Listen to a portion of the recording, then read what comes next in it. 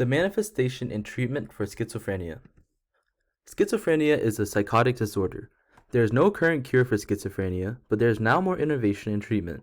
Each schizophrenic person has their own experience with this disorder, but usually it will last a lifetime and it could be very extreme.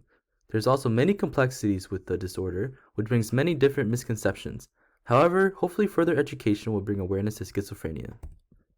According to the National Institute of Mental Health, in the United States, there is around 0.25% to 0.64% of cases of schizophrenia and other related disorders. Internationally, there may be a prevalence of schizophrenia between 0.33% to 0.75%. They also report that schizophrenia is in the top 15 leading causes of disabilities internationally. Several studies indicate that a person may have an increased likelihood of schizophrenia when they have a family member with the disorder.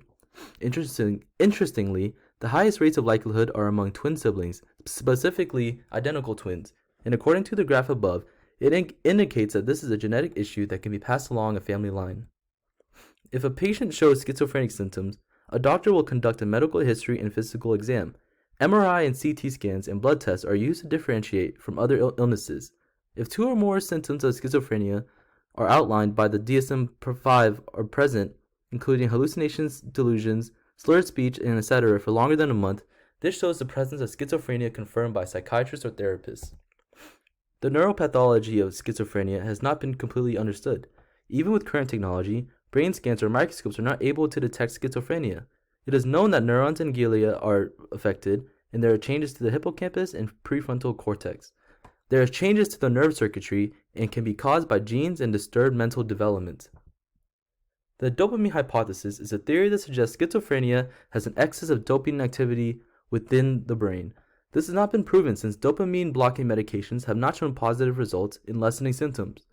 Studies have shown that adolescents with schizophrenia lose a substantial amount of gray matter compared to their peers. Treatments usually involve managing the patient's symptoms. This will include various medications and psychotherapy. Psychotherapy allows a person to consult with psychiatrists to talk about how to manage their thoughts, and others may help train the person's cognitive abilities. There's also training for social skills and rehabilitation groups. Antipsychotic medications help block dopamine, which assists with calming symptoms. Second-generation antipsychotic drugs are known to cause less side effects from first-generation antipsychotics.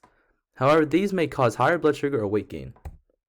Overall, this presentation focused on the background, neuropathology, and treatment for schizophrenia. As mentioned, schizophrenia has many complexities that are not fully understood and can lead to misunderstandings.